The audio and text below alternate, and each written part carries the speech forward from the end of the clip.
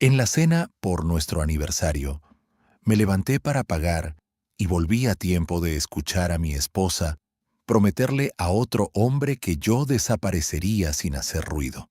Sonrió al decirlo, como si me conociera mejor que nadie.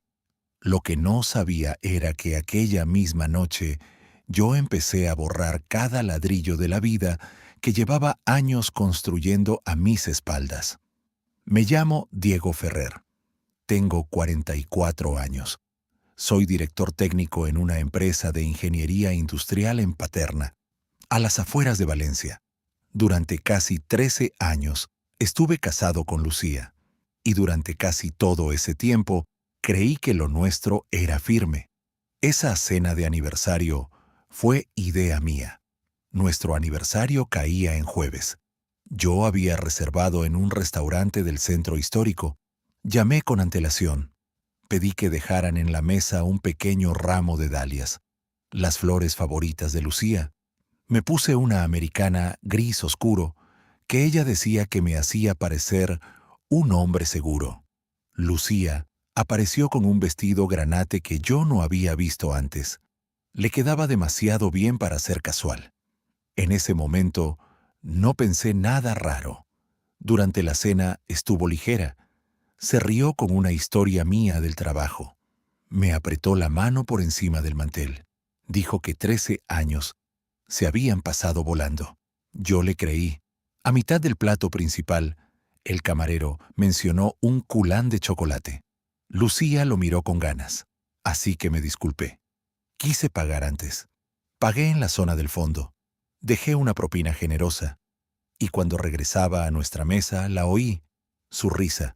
Pero no la risa que usaba conmigo. Era una risa suelta, viva. La voz de un hombre respondió algo en un tono bajo. No distinguí la frase. Luego Lucía dijo lo bastante alto como para partirme por dentro. Diego se va a apartar solo. Siempre hace lo mismo. No monta escenas. Después se escuchó otra risa. La de él y la de ella mezclada con esa confianza que no se improvisa. Me quedé quieto en el pasillo, con una mano apoyada en la pared. Un camarero pasó a mi lado con una bandeja. Yo me aparté por reflejo. No vi al hombre. La separación entre los reservados y la iluminación jugaban a su favor, pero su voz me sonó conocida, familiar en lo público, como una voz escuchada antes en entrevistas o en actos para gente importante. Volví a la mesa, me senté, cogí mi copa. Lucía levantó la vista. Me preguntó si todo iba bien. Le dije que sí, que el culán tenía muy buena pinta. Sonrió como si nada. Pidió el postre, y yo la observé mientras una parte de mí se cerraba para siempre. No la enfrenté allí, no pregunté, no hice nada. Tenía demasiados años entrenado para ser el hombre tranquilo. Terminamos la cena. Habló de hacer una escapada cuando aflojara el calor. Asentí. Conduje hasta casa. La vi quitarse los pendientes frente al espejo del baño. La oí tararear. La vi meterse en la cama como si hubiera tenido una noche perfecta. Yo me quedé en la cocina, a oscuras, con un vaso de agua intacto delante. No dormí. Conté años, recuerdos, viajes de trabajo suyos, martes y jueves en los que llegaba demasiado relajada. Pequeños silencios que yo había archivado como cansancio. Antes de que amaneciera, tomé una decisión. No iba a pedir explicaciones sin saberlo todo. No iba a darle la ventaja de elegir su versión primero. Iba a enterarme de la verdad. Llamé a Gabriel Montes esa misma mañana. Gabriel y yo nos conocemos desde antes de casarnos. Él dirige una empresa de auditoría digital. No es un pirata informático. Y precisamente por eso confiaba en él. Quedamos en una cafetería de Benimaclet. Le conté lo de la cena. Le repetí la frase exacta. Le dije que no quería trampas. Solo quería pruebas limpias. Pruebas que nadie pudiera desmontar después. Gabriel no se sorprendió. Solo me preguntó hasta dónde estaba dispuesto a llegar. Le respondí que quería saber qué parte de mi vida seguía siendo mía y qué parte llevaba años siendo una mentira. Asintió y me dijo algo que todavía recuerdo. La gente que engaña durante mucho tiempo casi siempre deja rastro en lo cómodo. No en lo secreto, en lo cómodo. Tenía razón. Lucía había dejado sincronizada su agenda personal en una tableta familiar que casi nadie usaba. También seguía activa una aplicación de ubicación compartida que instalamos años atrás cuando Mateo, su hijo, empezó a volver solo del instituto. Yo no tocaba eso desde hacía meses. Ni ella. Gabriel me explicó cómo preservar capturas y registros sin alterar nada. Solo observar, solo guardar, solo ordenar. Eso hice. Los primeros 2 días no apareció gran cosa. Ubicaciones normales, trabajo, casa, la casa de su hermana. Pero el martes siguiente, a media tarde, su teléfono marcó una parada larga en un hotel del centro. No una reunión breve, una estancia larga, demasiado larga. Lucía me había dicho esa mañana que tenía fisioterapia por el hombro. No era cierto. Guardé la ubicación. La hora, la duración. No sentí rabia en ese instante. Sentí algo peor. Claridad. El jueves ocurrió otra vez. Misma franja. Otro hotel. Esa noche cenó conmigo y habló de una compañera insoportable de la oficina. Recuerdo haber pensado que mentía con una facilidad que no se aprende en unos meses. Al cabo de una semana, el patrón era tan limpio que daba miedo. A martes, jueves, una coartada sencilla, un desplazamiento, un hotel o un apartamento del centro, y luego vuelta a casa con expresión serena. Gabriel también revisó conmigo las cuentas compartidas. Solo leyó extractos de una cuenta común a la que ambos teníamos acceso. Ahí apareció la segunda grieta. Transferencias pequeñas, cantidades discretas, pero repetidas con una regularidad casi metódica. Dinero que salía de la cuenta de ahorro familiar. No era una fortuna de golpe. Era peor. Era una fuga paciente. Le pedí a Gabriel que no sacara conclusiones. Yo necesitaba ver la forma completa del engaño antes de ponerle nombre. El domingo siguiente, mientras Lucía se duchaba, su móvil vibró sobre la encimera de la cocina. No lo toqué, ni siquiera lo giré. Pero la pantalla se encendió sola y mostró una vista previa. Solo unas pocas palabras. Te echo de menos desde el hotel, firmado con una inicial, la letra R. Esa noche, Lucía habló de una cena solidaria prevista para la semana siguiente. Dijo que quizá asistiría con gente del estudio. Entonces algo encajó, por el apellido que apareció en la invitación cuando la dejó sobre la mesa del salón.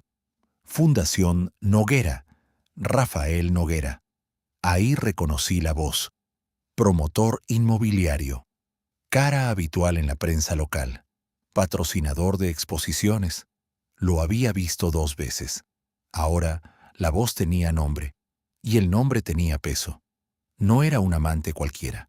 Era un hombre acostumbrado a que todo a su alrededor se ordenara solo. Pedí cita con una abogada de familia. Se llamaba Inés Valcárcel. Nos vimos en su despacho, cerca de la Gran Vía del Marqués del Turia. Llevé una carpeta sobria. Dentro iban las ubicaciones, las capturas de la agenda, el patrón de las transferencias y un resumen cronológico escrito por mí. Inés lo revisó en silencio. No me interrumpió. No buscó consolarme. Cuando terminó, cerró la carpeta y me miró de frente. Me dijo que lo primero era no precipitarse. Nada de reproches. Nada de cambios bruscos en casa. Nada de vaciar cuentas ni de desaparecer yo primero. Me explicó que en asuntos así, quien habla antes suele regalar información y quien se mantiene sereno gana tiempo. Le pregunté si lo que tenía bastaba. Me respondió que bastaba para empezar, pero no para rematar. Después, añadió algo que me dejó frío. Si lleva tanto tiempo mintiendo, es posible que el problema no sea solo sentimental. A veces el amor clandestino es la niebla. Detrás suele haber dinero, favores o una salida ya preparada. Salí del despacho con una instrucción clara: observar más, mover menos, volver en cuanto apareciera una pieza que conectara el engaño con algo económico o con una planificación de salida. Esa misma noche preparé la cena. Lucía llegó sobre las 8. Dejó el bolso. Se acercó a besarme. Me preguntó qué olía tan bien. Le dije que había hecho arroz meloso. Se sentó en la cocina y me habló de una clienta difícil. La escuché. Respondí en los momentos correctos. Ella no notó nada. Y fue entonces cuando entendí algo que no me gustó admitir. Durante años, yo había creído que la calma era una virtud. Aquella noche descubrí que también podía ser un arma.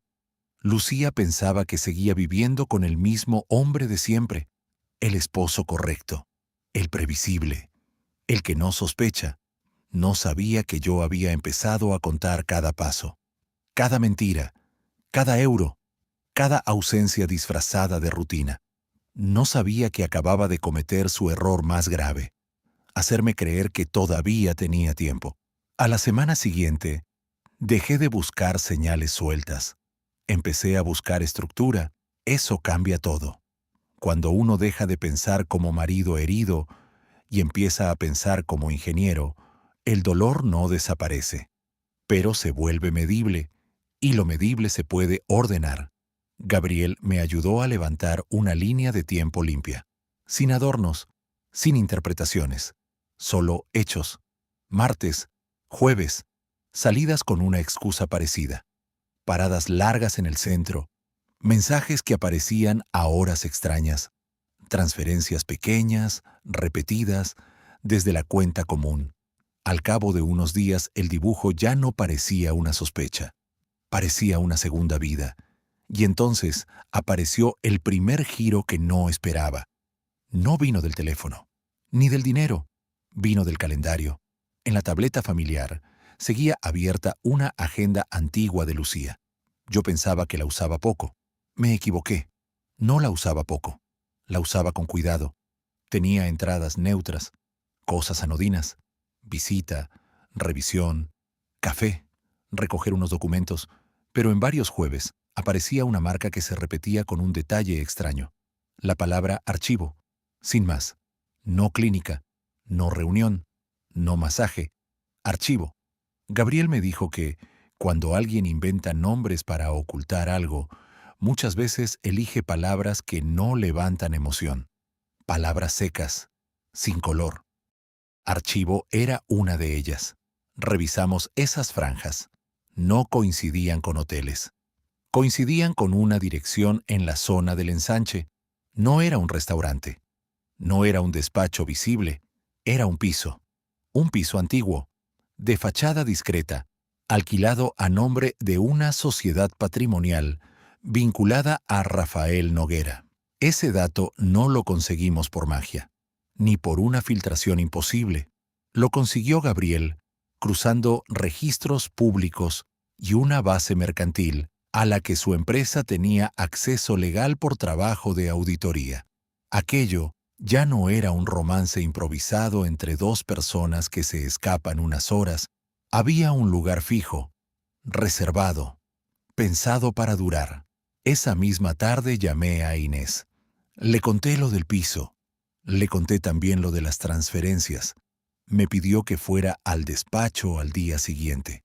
Cuando llegué, me recibió con un café y una frase que me bajó la temperatura de golpe: no me interesa la infidelidad, me interesa la planificación. Le pregunté a qué se refería. Abrió mi carpeta, puso el dedo sobre la lista de movimientos bancarios. Me explicó que las cantidades salían de la cuenta común con demasiada limpieza, demasiado bien repartidas, como si Lucía hubiera aprendido a no superar ciertos importes para no activar alertas mentales, no las del banco, las de casa, las del marido que revisa sin revisar. Eso no se improvisa, Diego. Eso se ensaya. Luego señaló otra hoja. Mis notas sobre los martes y jueves. Dijo algo que no había pensado. Si dos personas se ven durante tanto tiempo sin alterar sus horarios visibles, es porque alguien más protege el sistema. Le pedí que se explicara. Me respondió con calma. Una secretaria, un chofer, una amiga que cubre, o alguien dentro de tu casa. No contesté, pero la última opción se me quedó clavada. Salí del despacho con la sensación de que el suelo se había hecho un poco más grande y bastante más frío. Esa noche encontré a Mateo estudiando en el salón. Tiene 18 años recién cumplidos. Es hijo de Lucía de una relación anterior. Yo entré en su vida cuando tenía 5. Nunca intenté sustituir a nadie. Nunca me llamó padre, ni yo se lo pedí, pero estuve allí. Bicicletas, fiebres, partidos, tutorías, los primeros nervios del instituto, las discusiones por llegar tarde, la vida pequeña que realmente construye un vínculo. Esa noche levantó la vista al verme. Me saludó con normalidad, y sin embargo, noté algo. No era culpa, era alerta, como si llevara tiempo temiendo que yo hiciera una pregunta concreta. No la hice, todavía no. Me limité a preguntarle por un examen. Me contestó bien, demasiado bien, con la precisión de quien quiere que todo siga estable un poco más. Dormí mal otra vez, y al día siguiente apareció el segundo giro, más feo, más útil. Gabriel consiguió rastrear el destino de varias transferencias. No todas, pero sí suficientes. El dinero no estaba yendo solo a un fondo separado de Lucía. Había pagos a una asesoría pequeña de Campanar, una asesoría que no parecía importante, hasta que él encontró un detalle. Esa misma asesoría había constituido 2 sociedades instrumentales relacionadas con proyectos de Rafael Noguera. No era una prueba definitiva de nada, pero era una cercanía peligrosa, demasiada para ser casual. Llevé la información a Inés. La leyó entera. Después, se quedó unos segundos mirando por la ventana. Cuando volvió a hablar, ya tenía estrategia. Me dijo que desde ese momento yo no debía hacer ni un solo movimiento impulsivo. Nada de retirar objetos personales de casa. Nada de conversaciones emocionales. Nada de buscar a Rafael. Nada de revisar el móvil de Lucía a escondidas. Nada que pudiera convertirse luego en un argumento contra mí. Después, me pidió que hiciera algo que me costó entender. Abre una cuenta personal nueva, solo para tener aire, no para vaciar nada. Solo para que, si esto se rompe de golpe, no te dejes sin margen. Lo hice esa misma tarde, en una oficina lejos de casa, con una calma que me resultó ajena. Mientras firmaba, pensé en el hombre que había sido antes de aquella cena. Un hombre que habría sentido vergüenza al abrir una cuenta por precaución dentro de su propio matrimonio. Ese hombre seguía siendo yo, pero ya no mandaba. Los días siguientes fueron de observación pura. Lucía empezó a verme distinto, no porque hubiera descubierto algo, sino porque los mentirosos finos suelen tener un instinto raro para detectar cambios de temperatura. No saben qué ha pasado, pero sienten que el aire ya no responde igual. Una noche me preguntó si me notaba distante. Se lo preguntó mientras servía vino, con una voz suave, como quien tantea un cristal para ver si sigue entero. Le dije que estaba cansado por un proyecto complicado en Sagunto. Asintió, sonrió, pero me observó un segundo más de lo normal. Al día siguiente, trajo cena de un sitio que me gusta. No lo hacía desde hacía mucho. El sábado me propuso ir a pasar un fin de semana a Morella antes del invierno. Le dije que podía ser buena idea. No mentí del todo. La idea sí era buena, solo que ya no la viviría con ella. Yo todavía no tenía la historia completa, y ya había entendido algo importante. Lucía no estaba enamorada y confundida. Lucía estaba administrando escenarios. Eso la hacía más peligrosa y también más previsible.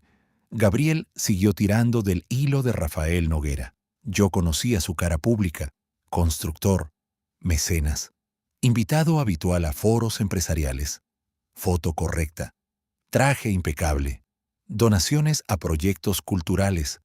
Pero la cara pública casi nunca es la cara útil. Lo que apareció detrás tenía otro tono. Había litigios urbanísticos cerrados con acuerdos discretos, una antigua denuncia de un socio minoritario que acabó en nada, y varios inmuebles a nombre de sociedades separadas que se comunicaban entre sí como habitaciones de una misma casa. Todo legal en apariencia, todo demasiado opaco para ser inocente. Un viernes por la tarde, Gabriel me llamó con voz seca. Me dijo que se había topado con algo delicado. Quedamos en su despacho. Me enseñó una carpeta impresa. Dentro había una relación de pagos vinculados a una consultora técnica. El nombre me golpeó antes de que pudiera evitarlo. Ferrer Técnica Aplicada. Mi empresa, no un pago directo a mí, ni a mi departamento, pero sí a la empresa en la que yo llevaba años construyendo reputación. Revisé las fechas. Algunos encargos coincidían con una promoción residencial que Rafael había levantado en la costa. No era un delito. Una ingeniería puede trabajar para un promotor. Eso es normal. Lo anormal era otra cosa. Había informes duplicados, facturas por estudios complementarios que nadie en mi equipo recordaba haber hecho, y firmas digitales de validación, emitidas en periodos en los que, según nuestros registros internos, ese expediente estaba cerrado. Me senté. Leí todo otra vez. Gabriel no habló durante un rato. Sabía que aquello me afectaba por dos lados: por mi casa y por mi trabajo. Le pregunté lo obvio. Si esto salta, parece que mi empresa está metida. Respondió que sí. Y añadió algo peor: o que alguien ha usado el nombre de tu empresa para cubrir otra cosa. Eso convertía el asunto en algo mucho más serio. Ya no era solo mi matrimonio. Era mi carrera, mi apellido, mi vida completa. Esa noche me quedé hasta tarde en la oficina. Revisé expedientes antiguos. No toqué nada. No descargué nada fuera de protocolo. Solo leí. Y cuanto más leía, más claro veía el patrón. Había informes anexados tarde, correos reenviados sin copiar a las personas correctas, cambios mínimos en nomenclaturas de archivo, trucos pequeños, trucos de alguien que confía en que nadie volverá a mirar. No encontré la mano, pero sí la intención. Al salir, casi a medianoche, tomé otra decisión. Iba a proteger mi trabajo igual que iba a proteger mi salida de casa. Con precisión, sin ruido, sin regalar un segundo de ventaja. El domingo siguiente hubo comida familiar en casa de la hermana de Lucía. Fui, me senté, comí. Escuché conversaciones sobre colegios, tráfico y vacaciones. Lucía estuvo amable, demasiado pendiente de mí. En un momento me tocó el brazo al reírse de algo, y sentí un rechazo físico casi limpio. No hice gesto alguno, pero por dentro ya no quedaba nada que salvar. Mateo también estaba allí. Habló poco. En una sobremesa salió el nombre de Rafael Noguera, porque alguien comentó una noticia local sobre una rehabilitación urbana. Lucía ni parpadeó. Yo sí observé a Mateo, y entonces lo vi. Una reacción mínima, una rigidez instantánea. Fue solo un segundo, pero suficiente. Mateo conocía el nombre, y no lo conocía de oídas. Esa tarde, al volver a casa, entendí que la pregunta ya no era si él sabía algo. La pregunta era cuánto sabía. No quise lanzarme. Esperé. A veces la verdad sale mejor cuando uno no la persigue a golpes. Sale por cansancio, por miedo, o porque alguien joven no puede seguir cargando un secreto que ni siquiera eligió. 3 días después, llegó sola. Lucía Dijo que tenía una cena de trabajo. Mateo y yo nos quedamos en casa. Él estudiaba en la mesa de la cocina. Yo preparé café. Le puse una taza delante y me senté. No le di rodeos. Le pregunté desde cuándo conocía a Rafael Noguera. No levantó la vista al principio. Luego lo hizo. Y entendí de inmediato que no iba a negarlo. Su voz salió baja. Dijo que lo había visto un par de veces. Le pregunté si su madre sabía que él lo había visto. Tardó en responder. Demasiado. Al final dijo que sí. No sentí furia contra él. Sentí una pena tan seca que casi parecía cansancio. Le pregunté si alguna vez habían hablado de mí. Mateo cerró el bolígrafo. Me miró como miran los chavales cuando saben que cualquier respuesta va a herir a alguien, y dijo que su madre siempre repetía que yo prefería no enterarme de ciertas cosas, que era mejor así, que yo estaba hecho para la estabilidad y que algunas verdades solo destruían lo que ya estaba funcionando. Eso me dolió más que la frase del restaurante, porque allí entendí cómo me veía de verdad, no como a un hombre, como a una infraestructura, útil, sólida, silenciosa. Le pregunté a Mateo si había sido él quien cubría algunas ausencias. Negó con la cabeza enseguida. Dijo que no. Y le creí. Pero luego añadió algo que cambió todo otra vez. Una vez oí a mi madre hablar de un piso. Dijo que, si todo salía bien, después de Reyes ya no tendría que seguir fingiendo. No dijo más. No hizo falta. Después de Reyes. Eso era una fecha, un horizonte. No era una aventura, era una transición planificada. Tal vez pensaban anunciar algo. Tal vez pensaban empujarme poco a poco hacia una salida discreta.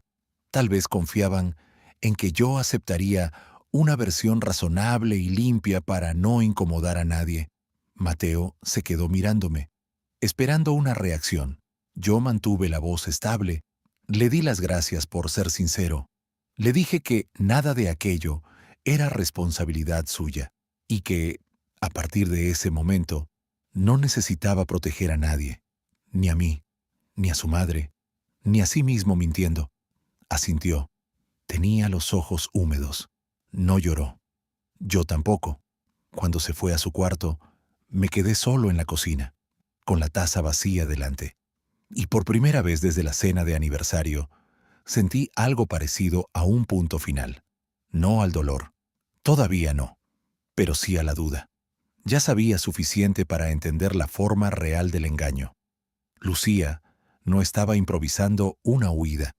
Llevaba tiempo preparándola, con dinero, con un lugar, con fechas, con una narrativa donde yo ocupaba el papel del hombre correcto que cede espacio para no incomodar. Y había algo más. Si Rafael estaba rozando a mi empresa de manera indirecta, yo no solo iba a necesitar una abogada de familia, iba a necesitar blindar mi nombre antes de que la porquería empezara a moverse. Esa misma noche llamé a Inés. Le resumí la conversación con Mateo. Se quedó en silencio unos segundos. Luego me dijo que, a partir de ese momento, había que trabajar en dos planos: separación personal y contención profesional. Me pidió que al día siguiente le llevara copia ordenada de todo, sin dramatismo, sin notas emocionales, solo hechos. Colgué, apagué la cocina y antes de subir al dormitorio, miré el salón en silencio. Los cuadros, la lámpara, la manta doblada sobre el brazo del sofá. La vida entera disfrazada de normalidad. Lucía llegó casi a medianoche. Olía a perfume nuevo. Me preguntó si seguía despierto. Le dije que sí. Se acercó, me besó en la mejilla y me dijo que en unas semanas todo estaría más tranquilo. Recuerdo esa frase palabra por palabra. En unas semanas, todo estará más tranquilo. Me sostuvo la mirada mientras lo decía, como si me estuviera ofreciendo consuelo, como si no supiera que yo ya había empezado a contar el tiempo al revés. A la mañana siguiente llevé todo al despacho de Inés. No una carpeta, tres, una para la parte personal, otra para el dinero y una tercera para lo que empezaba a oler a problema profesional. Inés abrió primero la del trabajo. Le resumí lo que Gabriel había encontrado: los informes duplicados, las facturas cruzadas, las fechas extrañas, la coincidencia entre proyectos de Rafael Noguera y expedientes donde el nombre de mi empresa aparecía más de lo que debía. No exageré, no hacía falta. Inés escuchó sin interrumpirme. Al final juntó las manos sobre la mesa y dijo algo que me hizo entender la magnitud real del asunto. Si alguien usó tu firma técnica o el prestigio de tu departamento como pantalla, esto ya no es solo una traición matrimonial, es una operación. Le pregunté si creía que Lucía estaba metida en eso. No respondió enseguida. Dijo que todavía no podía afirmarlo, pero sí dejó claro algo. Para que una persona entre en la vida de otra durante años, sin levantar sospechas, rara vez se conforma con el plano sentimental. Observa hábitos, aprende rutinas, detecta puntos ciegos y a veces los aprovecha. Salí de allí con otra tarea: hablar con mi socio principal, no contarle todo. Solo lo suficiente para blindar la empresa sin abrir una tormenta prematura. Mi socio se llama Tomás Vidal. Nos conocemos desde hace más de una década. Es prudente, frío cuando hace falta y leal a la empresa por encima de cualquier amistad. Por eso podía confiar en él. Pedí verle a última hora. Sin correos, sin mensajes largos, solo un café en la sala pequeña de juntas, cuando ya casi todos se habían ido. Le llevé copias de los expedientes dudosos. Le señalé los puntos concretos. No mencioné a Lucía al principio, ni a Rafael. Solo le dije que había detectado irregularidades en cierres antiguos y que necesitaba revisar la trazabilidad interna con absoluta discreción. Tomás tardó poco en captar que no le estaba enseñando simples errores administrativos. Me miró, cerró la puerta y me preguntó cuánto de aquello era laboral y cuánto era personal. Le respondí la verdad: más de lo que me gustaría. No hizo preguntas inútiles. Se limitó a revisar las fechas. Luego levantó la vista y soltó una frase seca: esto no sale de aquí hasta que sepamos quién tocó qué. Asentí. Durante 2 noches seguidas, trabajamos después del horario. Solo él y yo, con acceso restringido. Revisamos firmas, permisos, secuencias de validación, y fue entonces cuando apareció un nombre que no esperaba: Julián Serra, jefe de documentación técnica. Llevaba años con nosotros, ordenado, invisible, el tipo de empleado que nadie recuerda hasta que falta. Su usuario había reabierto expedientes cerrados. No una vez, varias, siempre cerca de fechas relacionadas con promociones de Noguera. Pero eso no era lo peor. Lo peor fue descubrir que algunas reactivaciones no se hicieron desde la oficina. Se hicieron en remoto, a horas que Julián decía estar fuera. Tomás se apoyó en el respaldo. Yo seguí mirando la pantalla, porque ya sabía qué venía después. El acceso remoto se había autorizado desde una dirección vinculada a un apartamento de alquiler temporal en el Ensanche, el mismo edificio, la misma zona. Demasiadas coincidencias. Julián no estaba solo. Alguien le abría la puerta, o alguien usaba su cuenta con su permiso. Esa noche no volví a casa enseguida. Conduje hasta el apartamento discreto de Fairfield. No, eso ya no tenía sentido en Valencia. El piso que había encontrado estaba en Extramurs, en una calle tranquila, un tercero interior, luz limpia, sin vistas llamativas, con el silencio correcto. Lo había visitado días antes por recomendación de Inés. Todavía no había firmado. Hasta ese momento lo veía como una opción. Aquella noche dejó de ser una opción. Se convirtió en la salida. Entré con la agente. Revisé el contrato. 2 dormitorios, 6 meses iniciales. Pago sencillo. Sin preguntas. Lo firmé. Mientras lo hacía pensé algo que me avergonzó reconocer. No sentí tristeza. Sentí alivio. Como si mi cuerpo llevara semanas esperando un lugar donde poder bajar la guardia sin fingir. Al regresar a casa, Lucía ya dormía. Su móvil cargaba sobre la mesilla. La respiración era tranquila, perfecta. Me detuve en la puerta del dormitorio y la miré durante unos segundos, no buscando ternura. Eso ya no. Buscando una explicación atrasada. No la encontré.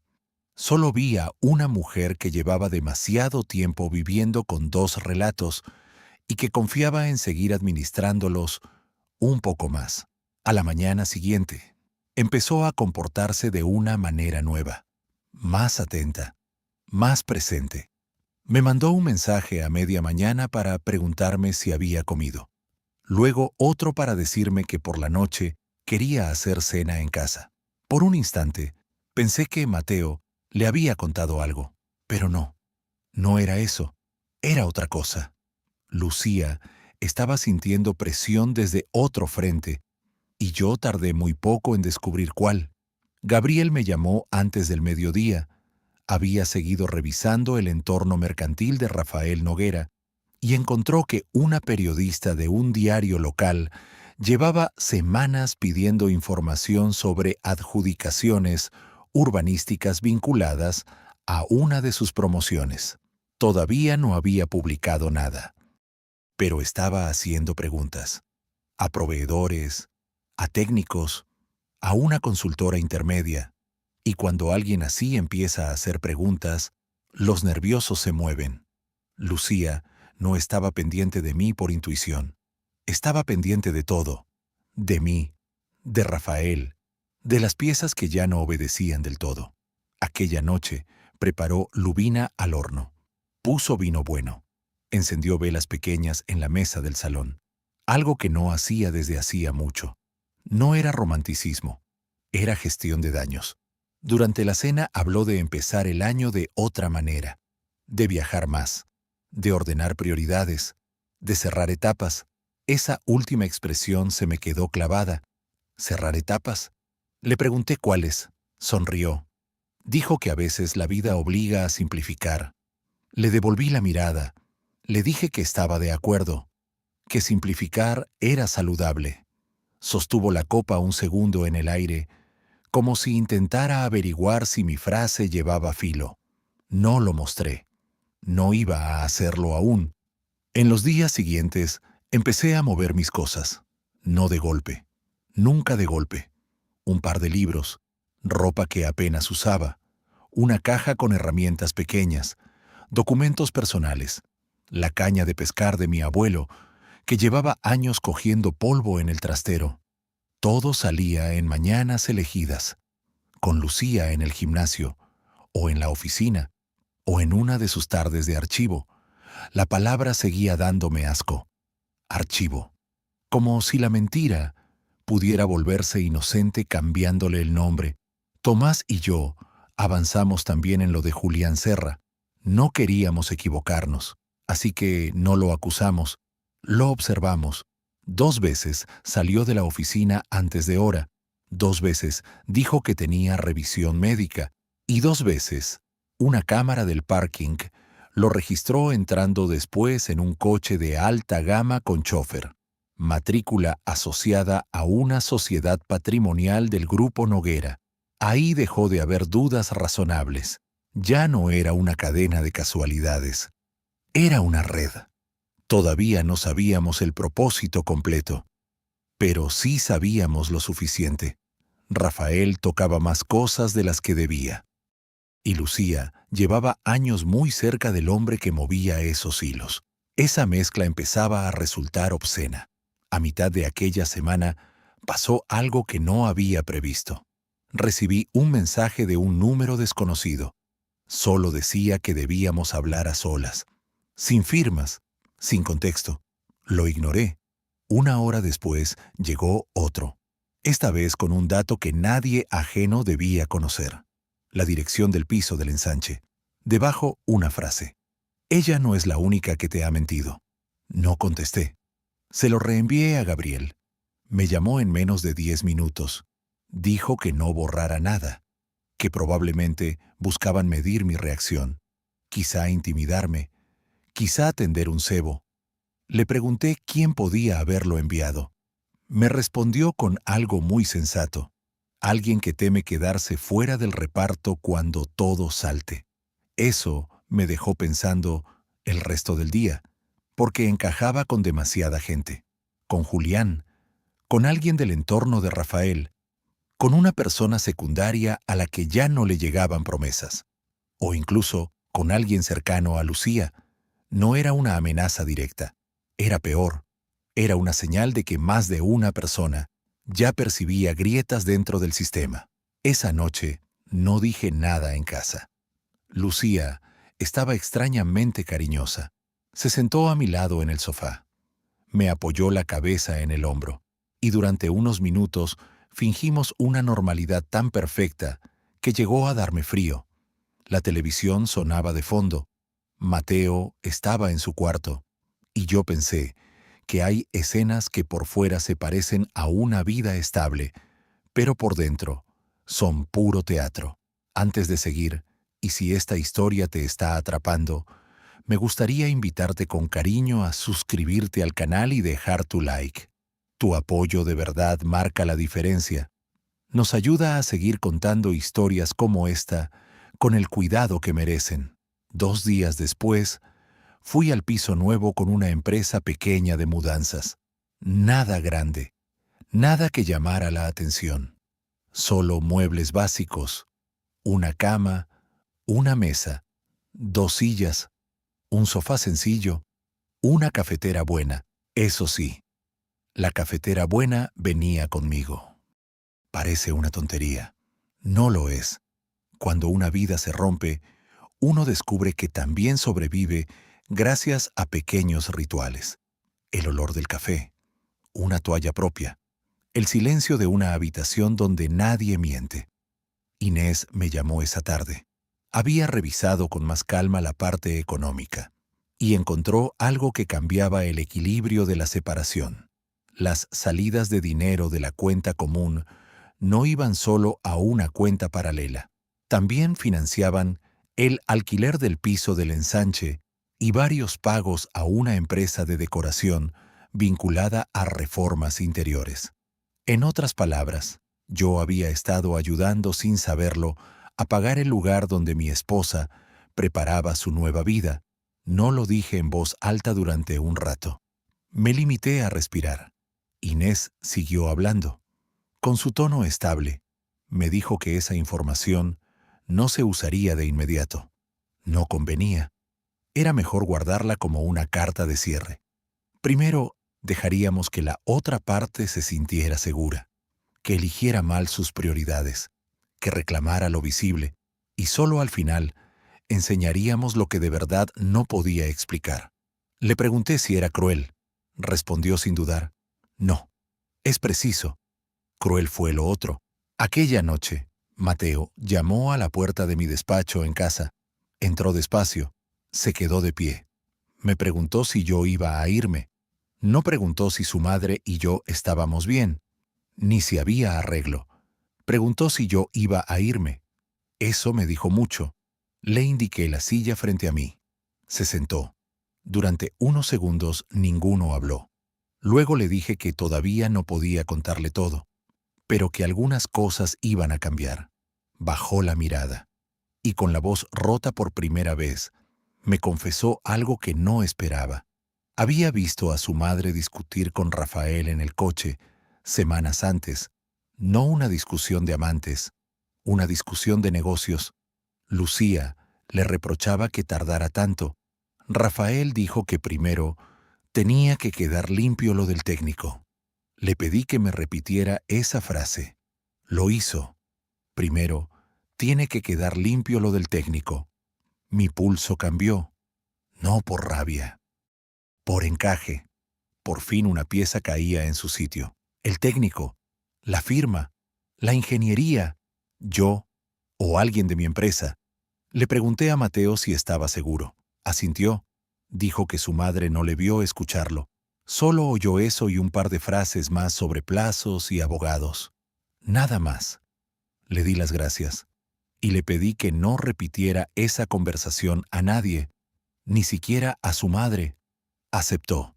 Cuando salió del despacho, me quedé inmóvil. Ya no me bastaba con salir bien del divorcio. Ahora tenía que impedir que usaran mi nombre o el de mi empresa como cortina cuando empezara a moverse el escándalo de Rafael. Llamé a Tomás en ese mismo momento. No era tarde para él. Nos vimos en la oficina. Le conté la frase exacta. No mencioné que venía de Mateo. No hacía falta.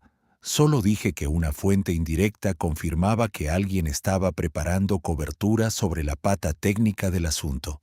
Tomás se quedó en silencio. Después abrió un cajón. Sacó una carpeta antigua y me mostró algo que llevaba guardando días sin decírmelo aún, porque quería estar seguro. Una autorización interna firmada meses atrás para revisar ciertos expedientes fuera de protocolo. La firma digital parecía mía, pero no era mía. Era una copia buena, muy buena, no perfecta, pero suficiente para que, si nadie miraba de cerca, pasara. Noté cómo se me vaciaba el estómago.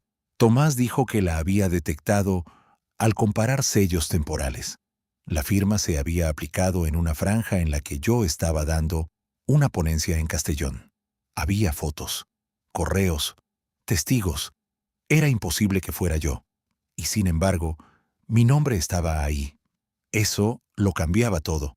Ya no era un roce, era una preparación. Alguien había necesitado mi identidad profesional para abrir una puerta técnica. Lucía llevaba años con Rafael. Rafael movía operaciones opacas. Un empleado de mi empresa reactivaba expedientes desde una dirección vinculada a un piso suyo. Y ahora aparecía una firma falsificada con mi nombre. Podía seguir llamándolo coincidencia si quería, pero ya sería un acto de estupidez. Volví a casa casi de madrugada. Lucía dormía. No encendí la luz. Fui a la cocina y me serví agua. No bebí.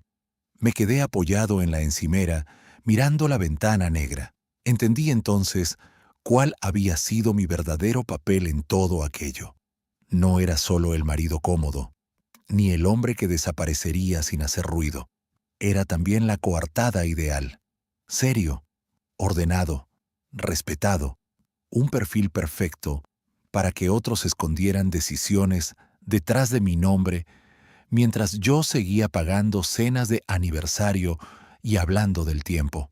Sonreí, no por alegría, por claridad, porque en ese instante dejé de sentirme perseguido por la historia. Por primera vez, sentí que ya la veía entera. Y cuando uno ve entera una trampa, también empieza a ver la salida. A la mañana siguiente, Lucía apareció en la cocina con una energía extraña, demasiado ligera. Me preguntó si el viernes estaría libre para cenar fuera. Dijo que nos vendría bien reconectar. La miré unos segundos y le respondí que el viernes tenía imposible mover ciertos asuntos. No pareció molesta, pareció decepcionada, pero no por la cena, por el plazo. Como si necesitara que yo estuviera ocupado en un momento concreto.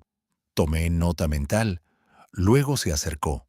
Me arregló el cuello de la camisa con un gesto íntimo y automático, y me dijo algo que en otro tiempo habría sonado tierno. Confío en ti. No contesté enseguida. Solo la miré, y le dije que hacía bien.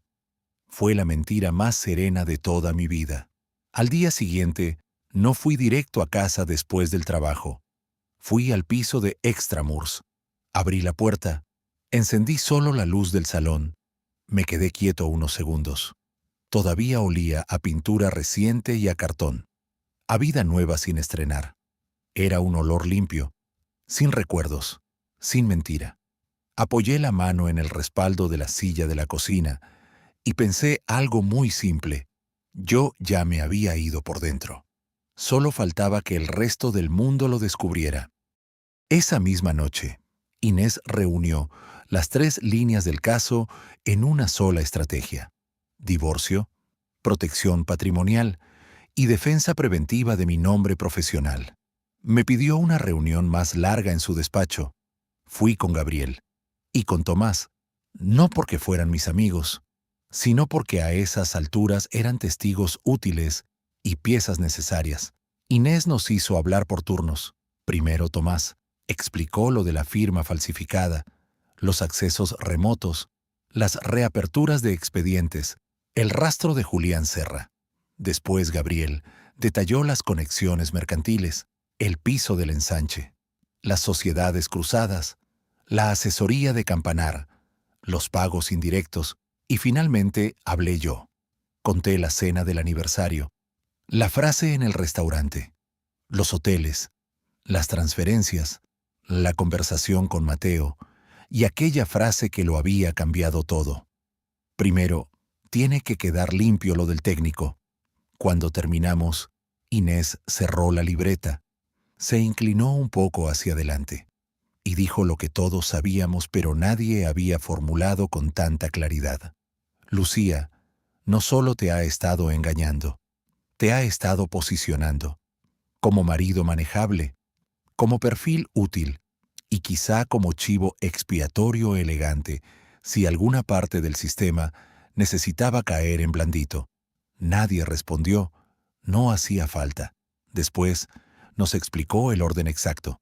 Nada de denuncias precipitadas desde la empresa, nada de acusar a Julián todavía, nada de enviar correos internos nerviosos. Primero, había que sacar mi vida personal del radio de daño. Luego fijar por escrito y con fecha la defensa técnica de mi firma. Y solo después dejar que el frente de Noguera empezara a arder con su propio oxígeno. Me gustó esa expresión. Con su propio oxígeno. Era exactamente lo que quería. No destruir, no empujar. Solo quitarme de debajo antes de que todo cayera. Tomás preparó esa misma tarde un informe interno reservado. No acusaba a nadie, no señalaba a Lucía, ni a Rafael.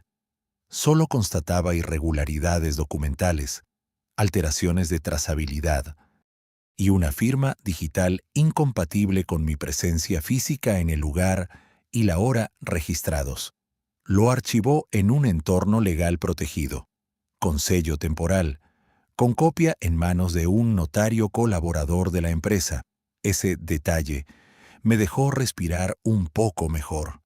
Si alguien intentaba usar mi nombre después, ya existía una muralla anterior, no perfecta, pero sí seria. Gabriel, por su parte, siguió tirando del hilo de Julián Serra, y ahí apareció algo revelador. Julián no era un cerebro, era una grieta humana. Tenía deudas, no de banco, de juego, movimientos pequeños, retiradas extrañas, ingresos en efectivo imposibles de justificar con su sueldo.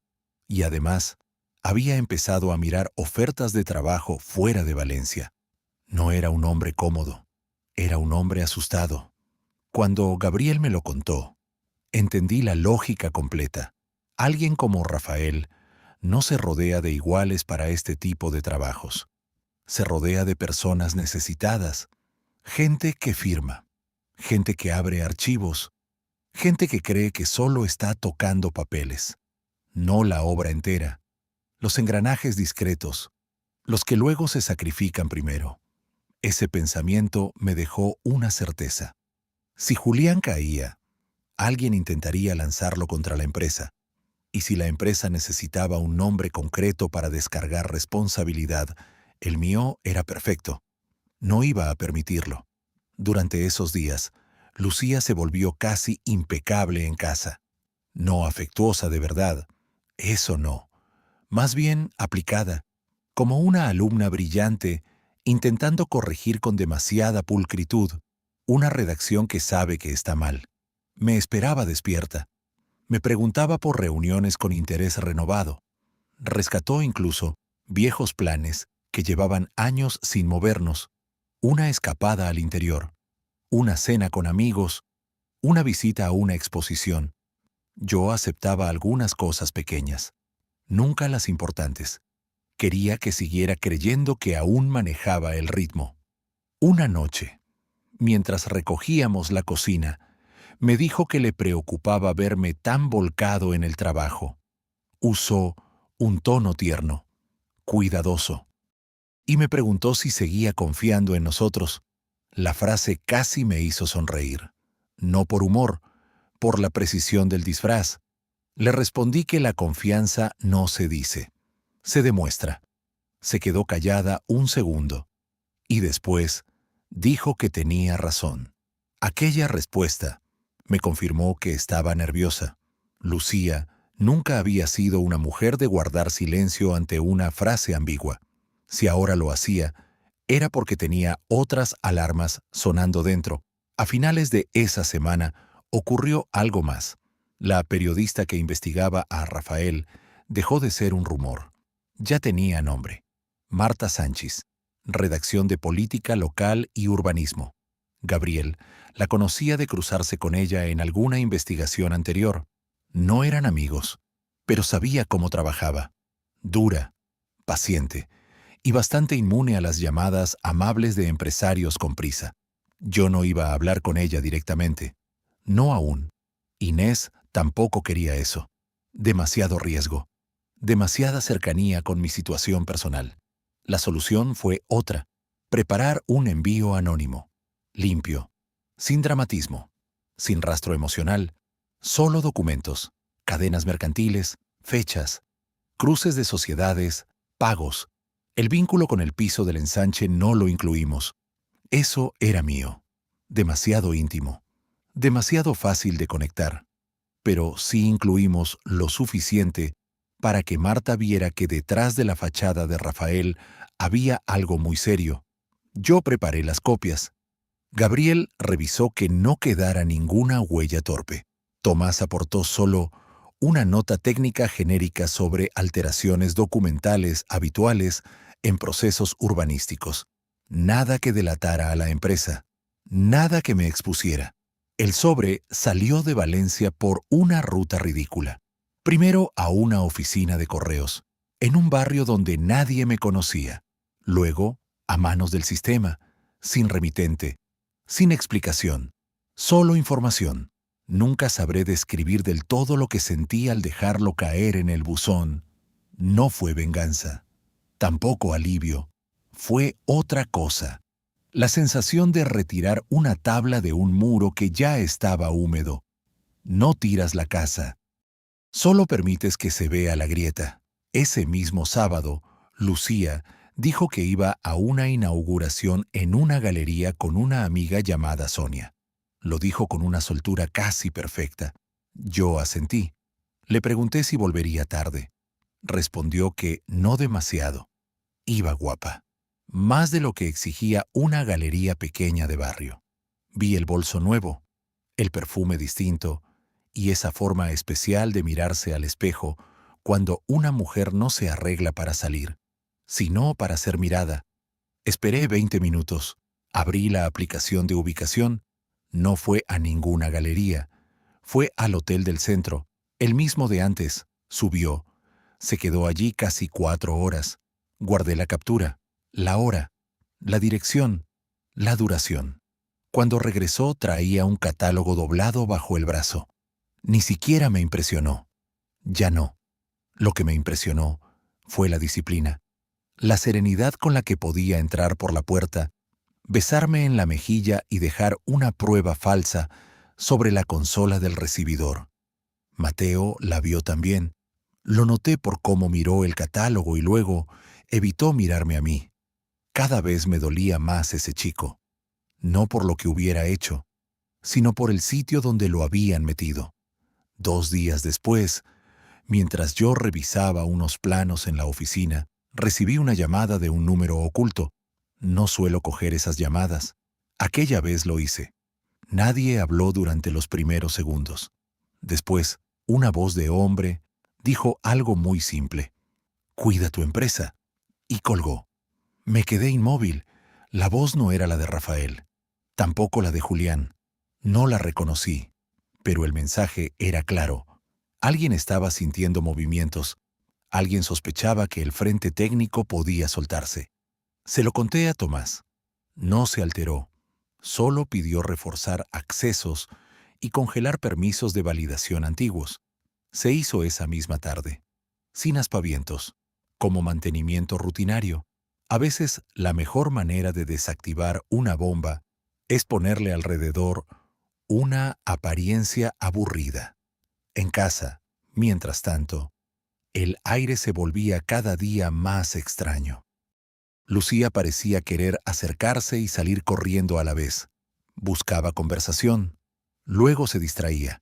Me preguntaba por enero, por vacaciones, por si creía que aún estábamos a tiempo de hacer algunos cambios. Aquella expresión volvió a aparecer. Hacer cambios. No reparar. No hablar. No entender.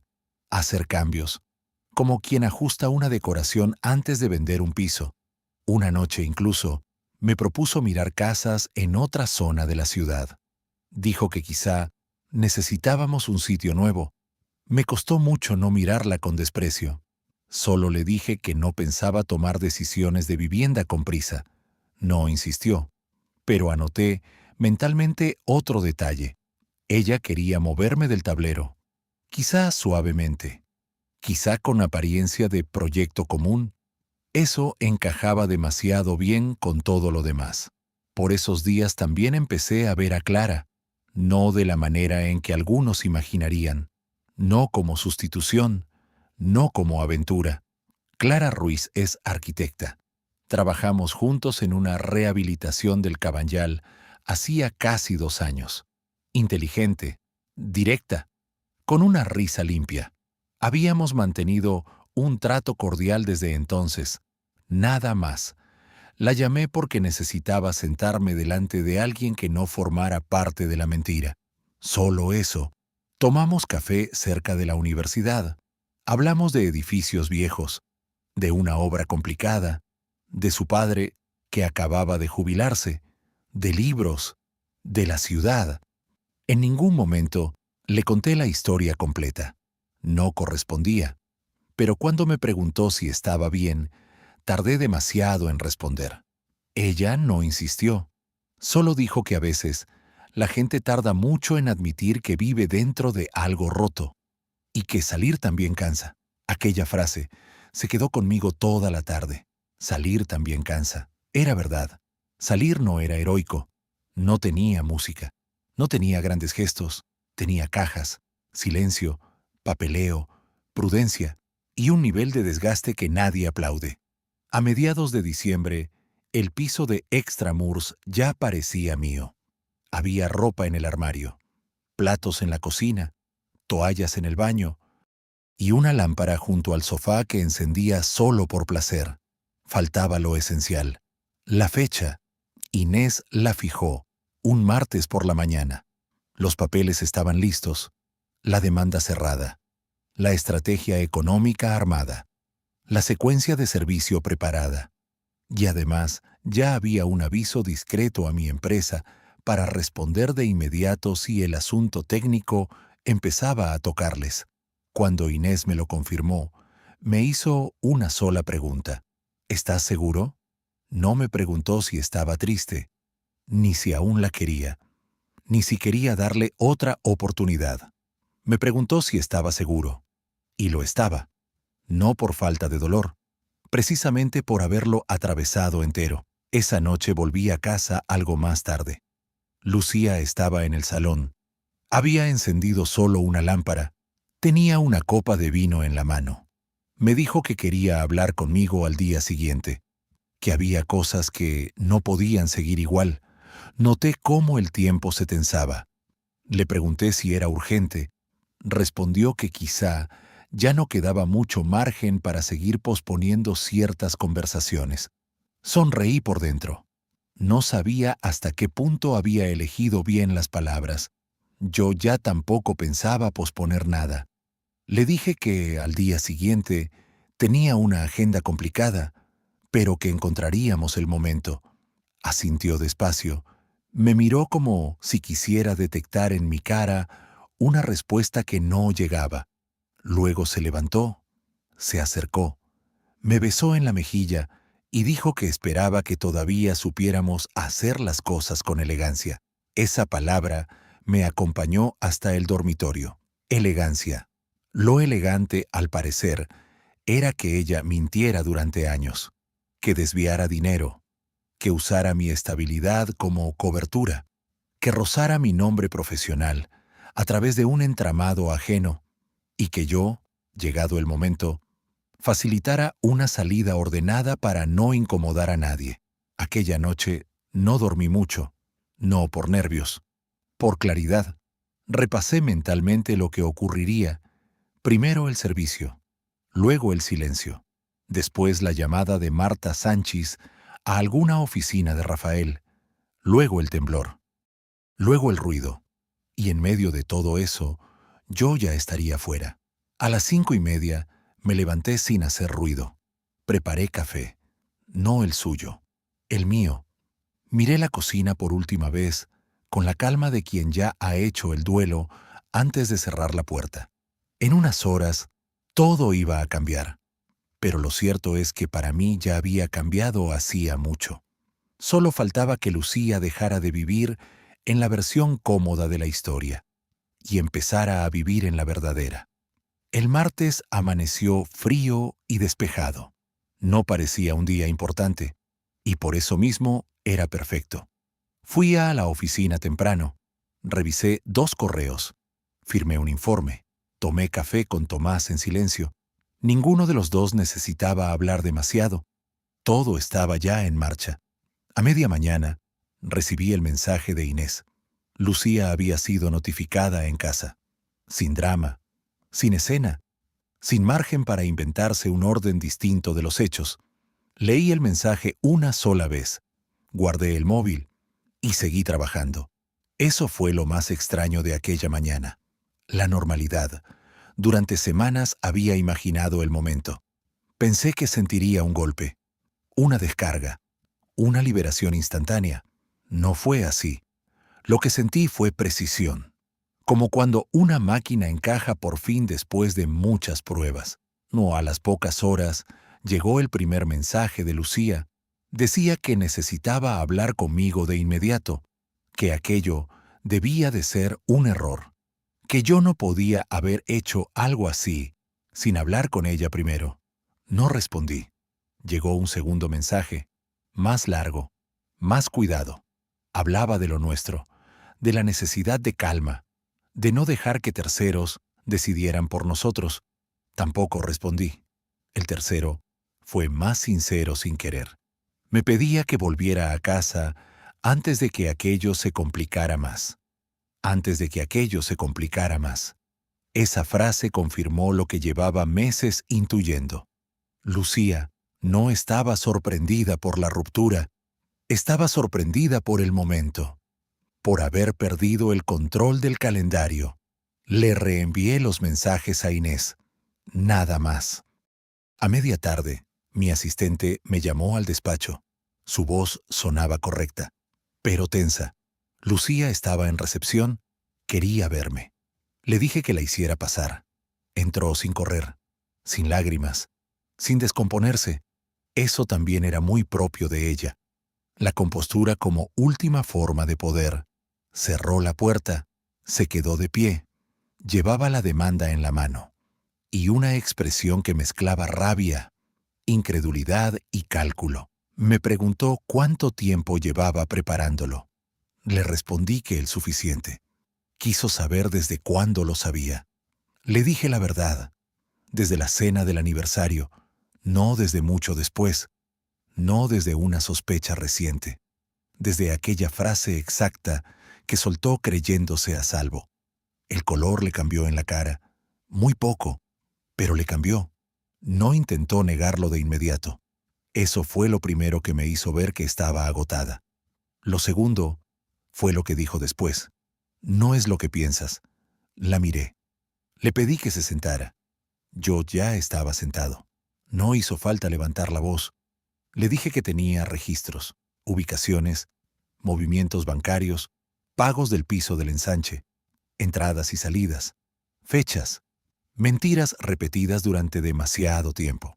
Y que, si quería seguir hablando, eligiera bien cada palabra. Por primera vez desde que la conocía, Lucía tardó demasiado en construir una respuesta. Al final se sentó. Me preguntó qué quería. No dijo qué buscaba, ni si había solución, ni si estaba herido.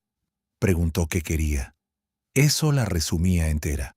Le dije que a partir de ese momento todo pasaba por abogados, que yo no pensaba discutir en un despacho lo que llevaba años preparándose a mis espaldas.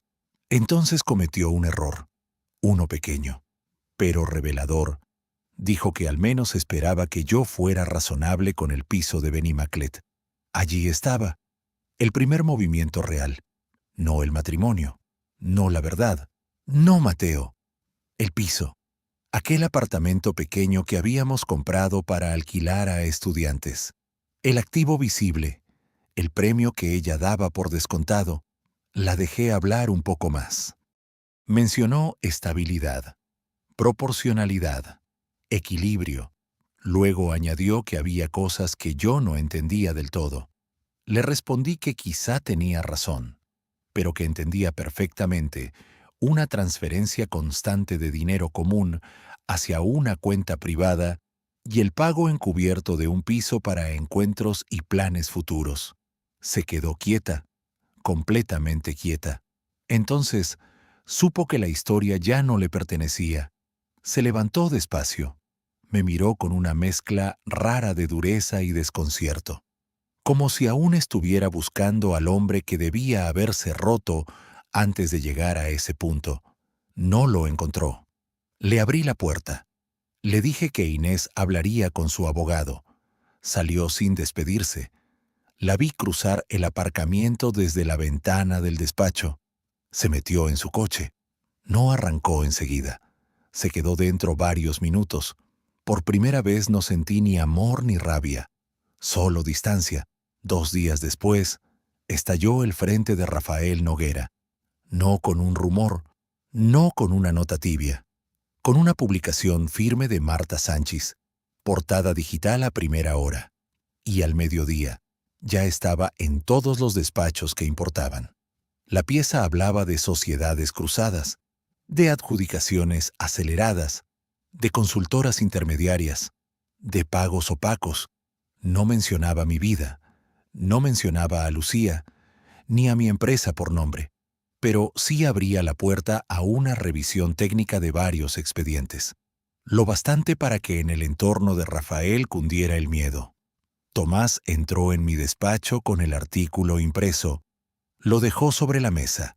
No sonrió, pero respiró mejor. Me dijo que 2 clientes ya habían llamado para preguntar si nos afectaba. Les habían respondido con una nota breve. Habíamos detectado irregularidades documentales meses atrás. Existía un informe interno previo.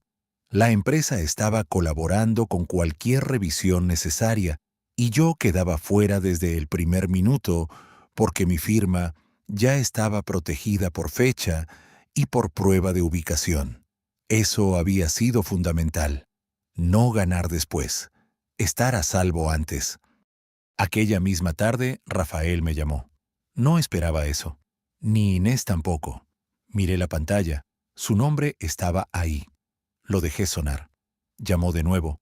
Volví a dejarlo. Mandó después un mensaje breve.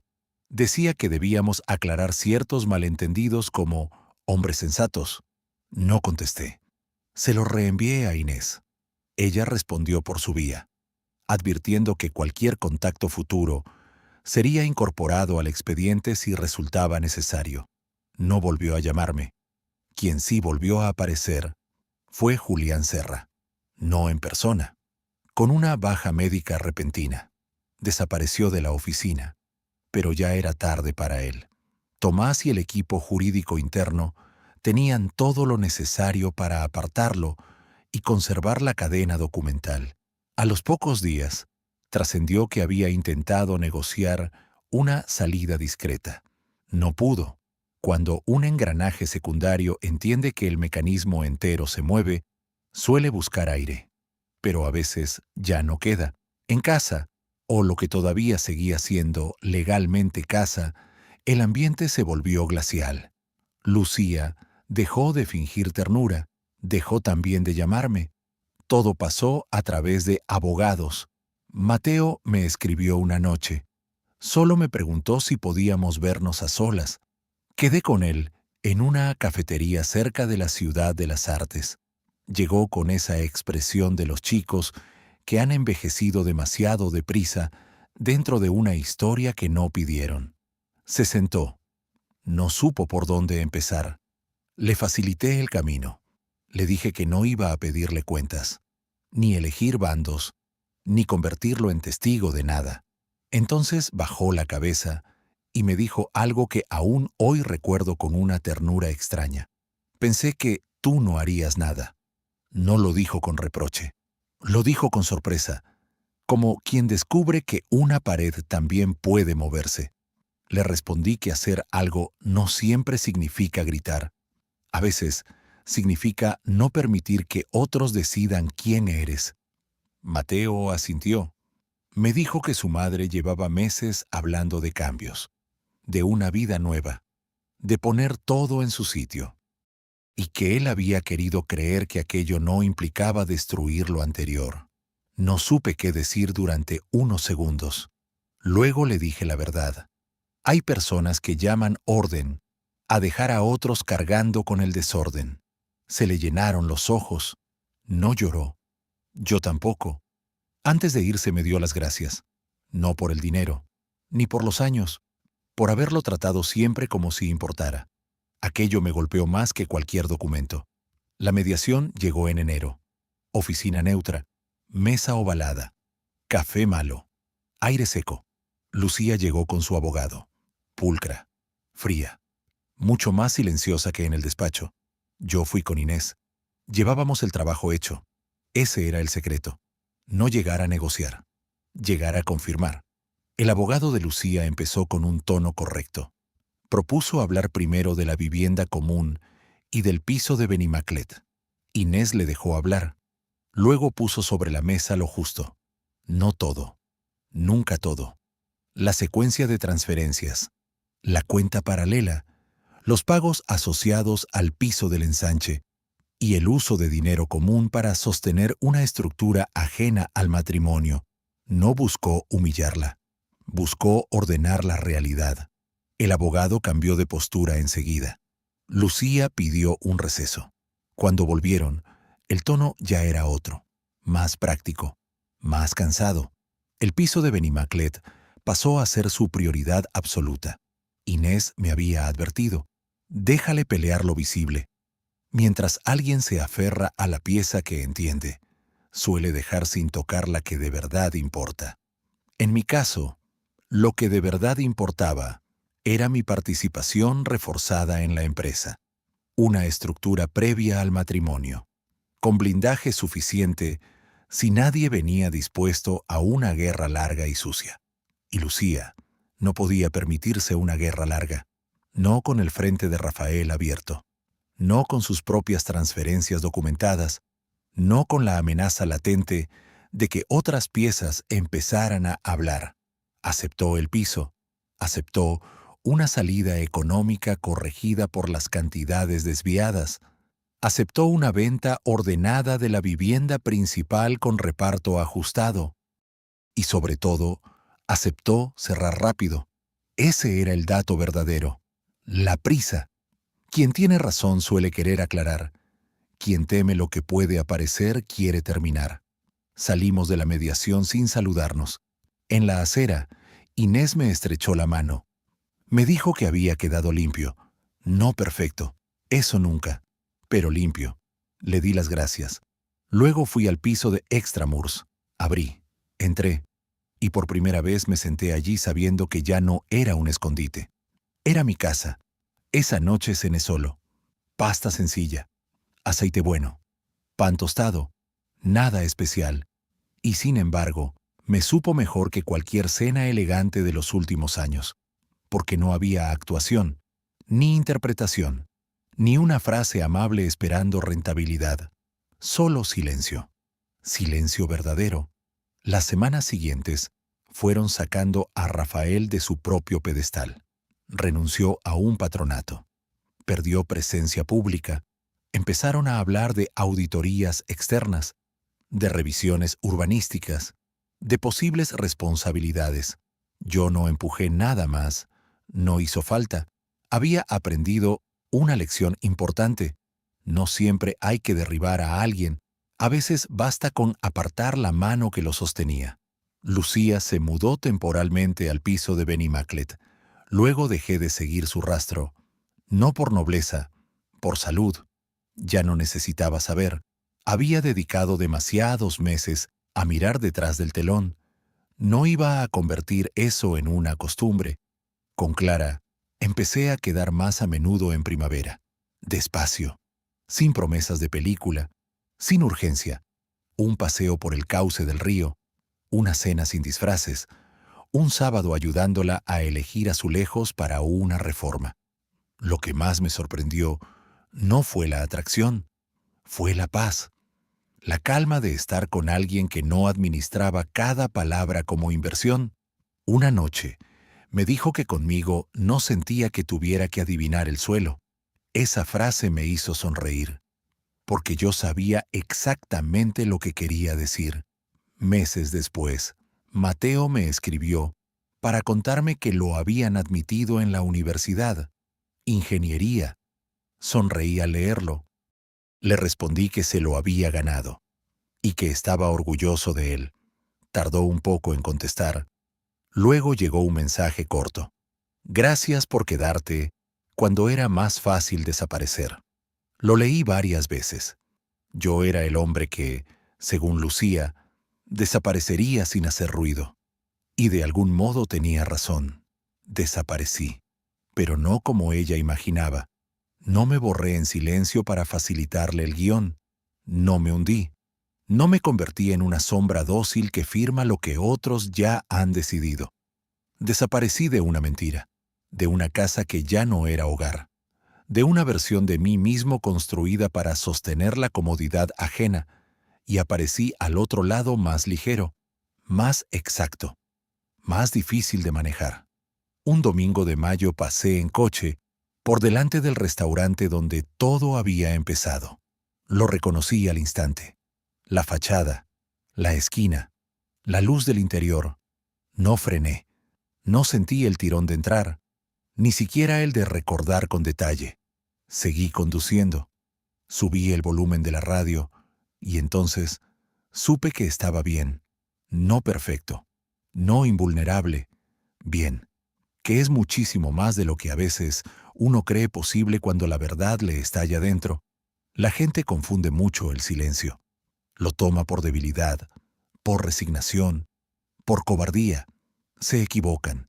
A veces el silencio es solo un hombre midiendo la estructura antes de decidir qué pared sostiene el techo y cuál debe dejar caer. Yo medí, esperé, y cuando llegó el momento no hice un escándalo. Hice algo mucho más útil. Dejé de ser el hombre que otros habían calculado. Y eso fue lo que de verdad los desarmó.